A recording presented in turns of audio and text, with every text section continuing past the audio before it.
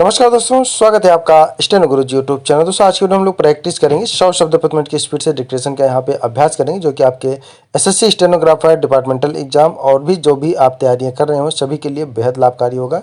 तो सभी लोग डिक्टेशन को सुनेंगे, लिखेंगे, ट्रांसक्राइब करेंगे और पीडीएफ से मिला के जरूर बताएंगे कितनी मिस्टेक आ रही, कितनी आपकी तैयारी हो रखी है। पीडीएफ इसका आपको हमारे टेलीग्राम पर मिल जाएगा, लिंक वीडियो के डिस्क्रिप्शन में दिया गया है। वीडियो पसंद आए तो वीडियो को लाइक कर देना, चैनल पर पहली बार आए तो सब्सक्राइब करके नोटिफिकेशन बेल आ रखना, जिससे इंपॉर्टेंट वीडियो आपसे मिस ना हो। इसके अलावा दोस्तों, अगर आप डेली डिक्टेशन चाहते हैं तो आप चाहें तो चैनल का मेंबरशिप ले सकते हैं या हमारे पेड ग्रुप को ज्वाइन कर सकते हैं। अधिक जानकारी के लिए आप हमें मेल कर सकते हैं। हमारी मेल ID है studyforstenographer@gmail.com, जिसमें आपको SSC स्टेनोग्राफर ग्रेड C के लिए यानी कि डिपार्टमेंटल एग्जाम के लिए स्पेशल बैच भी चल रहा है। अगर आप इच्छुक हैं तो ज्वाइन कर सकते हैं। तो ज़्यादा समय न लेते हुए चलिए स्टार्ट करते हैं। रेडी, 5 सेकेंड, 100 शब्द प्रति मिनट की स्पीड से होगा। सभी लोग प्रैक्टिस करेंगे, मैटर को ट्रांसक्राइब करेंगे। स्टार्ट। माननीय सदस्यगण, वर्ष 2000 में संसद के इस प्रथम सत्र में आपका स्वागत करते हुए मुझे अत्यंत प्रसन्नता हो रही है। मैं सदस्यों को बधाई देता हूं और इस सत्र में प्रस्तुत किए जाने वाले बजट तथा विधायी कार्य को सफलतापूर्वक पूरा करने के लिए आप सभी को अपनी शुभकामनाएं देता हूं। पिछले महीने ही भारत ने गणराज्य के रूप में 50 वर्ष पूरे किए।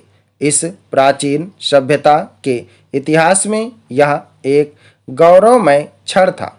यह सभ्यता आधुनिक युग में एक स्वतंत्र और लोकतांत्रिक राष्ट्र के रूप में उभरी है। हमारे गणराज्य की स्वर्ण जयंती उत्सव व चिंतन दोनों का ही अवसर इसलिए है क्योंकि पिछले 50 वर्ष में हम सबको सफलताओं की खुशियों के साथ साथ मुश्किलों का भी सामना करना पड़ा और उपलब्धियों के साथ साथ कमियों का भी अनुभव हुआ है। अगर विश्व भर में लोकतंत्र का प्रसार 20वीं शताब्दी का प्रमाण चिन्ह रहा है, तो भारत ने न केवल विश्व के सबसे बड़े लोकतंत्र के रूप में बल्कि सभी विषमताओं को झेलते हुए उत्साहपूर्वक इसे संभाल कर रखने के लिए भी समुचित सम्मान प्राप्त किया है। संपूर्ण विश्व की निगाहें भारत की तरफ आशा और प्रत्याशा के साथ उठी हैं। हमारे संविधान निर्माताओं ने हमें एक महान लोकतांत्रिक संविधान देकर अपने कर्तव्य का पालन किया था। अब यह हमारा उत्तरदायित्व है कि हम अपने लोकतंत्र को प्रत्येक भारतीय के आर्थिक, सामाजिक और सांस्कृतिक विकास के लिए एक कारगर साधन के रूप में परिवर्तित करें। जिस प्रकार हमारे राष्ट्रपिता ने स्वतंत्रता संग्राम के दौरान हमें प्रेरित किया, उसी प्रकार हमें यह सुनिश्चित करना है कि विकास के लाभ सबसे पहले गरीब और कमजोर को मिलें। भारत ने जिस संविधान को 50 वर्ष पूर्व अंगीकार किया था, उससे लगभग हमारे सभी प्रयोजन पूरे हुए हैं। यह संसदीय लोकतंत्र, पंथ निरपेक्षता और मूलभूत अधिकारों का एक विश्वसनीय संरक्षण रहा है, जिनकी अभिलाषा हम सभी अपने हृदय में संजोए हुए हैं। इसने दलितों, आदिवासियों, पिछड़े वर्गों और महिलाओं को अधिकार देकर तथा हमारी शासन पद्धति को अधिक भागीदारी पूर्वक और प्रगतिशील बनाकर हमारे समाज में लोकतांत्रिक जागरूकता के प्रसार को भी प्रेरित किया है। फिर भी संविधान के मूल ढांचे और उसकी प्रमुख विशेषताओं को अक्षुण्ण रखते हुए यह आवश्यक हो गया है कि पिछले 50 वर्षों के अनुभव की जांच की जाए, जिससे कि संविधान में प्रतिष्ठापित इन आदर्शों को बेहतर ढंग से प्राप्त किया जा सके। इसलिए सरकार ने व्यापक आधार वाले संविधान समीक्षा आयोग का गठन किया है। इस आयोग की सिफारिशें संसद के समक्ष रखी जाएंगी, जो भारतीय लोकतंत्र में निर्णय लेने वाली सर्वोच्च संस्था है। निसंदेह भारत ने पिछले 5 दशकों में अनेक प्रभावशाली उपलब्धियां हासिल की हैं। मानव इतिहास में ऐसा कोई अन्य दृष्टांत नहीं रहा है जहां भिन्न भिन्न परंपराओं वाली 100 करोड़ की जनता मिलजुल कर रह रही हो, व बेहतर जीवन के लिए संघर्षरत हो और उन्हें उनके अधिकारों एवं आज़ादी की छूट हो। बहरहाल हम केवल इसी से संतुष्ट नहीं रहे। हाल ही में आज़ाद हुए और अनेक विकासशील देशों के अनुभव से पता चलता है कि सभी के लिए चौमुखी प्रगति करने के लिए 50 वर्ष एक लंबा समय है। आज हमारे गणराज्य की आधी शताब्दी बीतने के बाद समय की मांग यही है कि हम अपनी जनता की गरीबी का उन्मूलन करने, निरक्षरता हटाने और अपने सभी साथी नागरिकों के लिए मूलभूत न्यूनतम सेवाएं सुनिश्चित करने के लिए और अधिक समय न गंवाएं।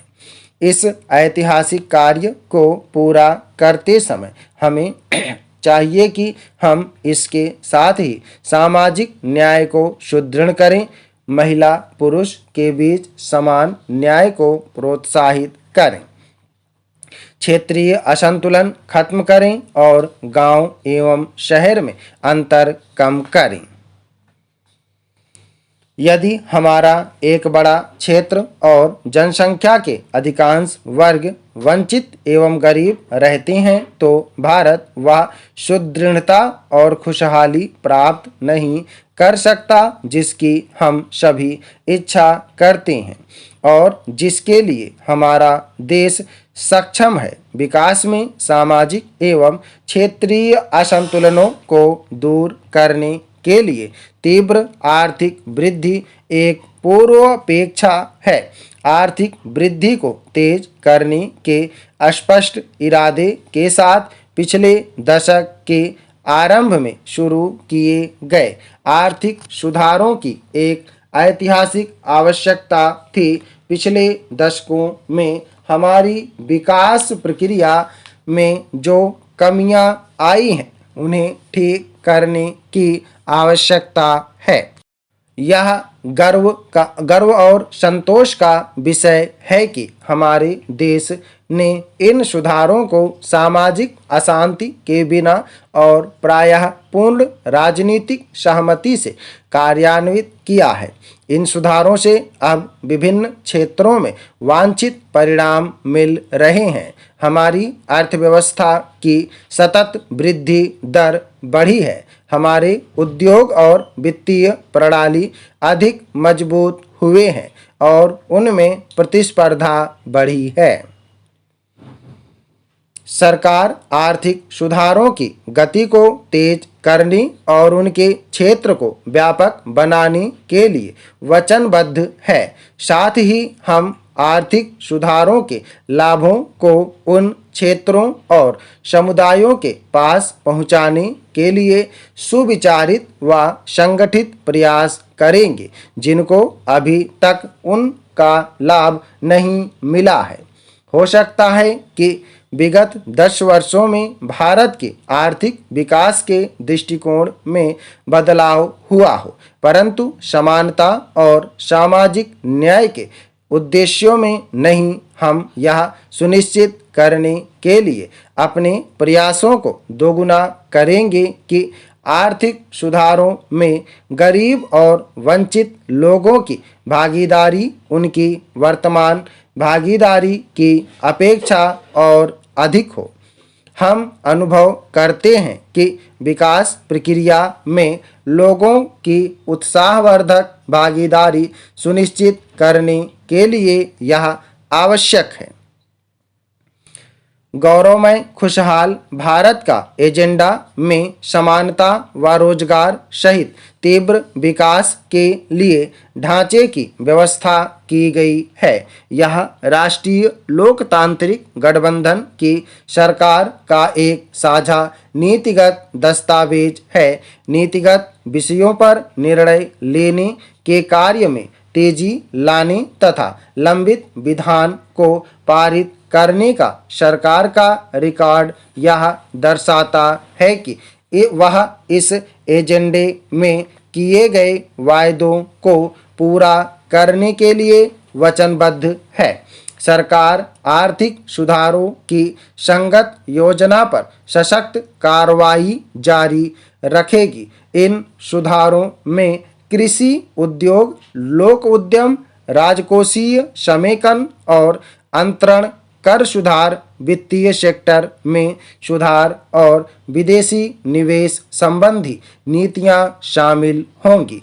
मुख्य रूप से इनमें विद्युत, सड़कें, रेल, बंदरगाह, नागर विमानन, दूरसंचार और पेट्रोलियम जैसे प्रमुख आधारभूत संरचना वाले क्षेत्रों के कार्य के निष्पादन में सुधार संबंधी नीतियां भी शामिल होंगी। स्टॉप। धन्यवाद। ओके दोस्तों, आप लोग इसको प्रैक्टिस करिए। सभी लोग मेट्रो को प्रैक्टिस और ट्रांसक्राइब करेंगे।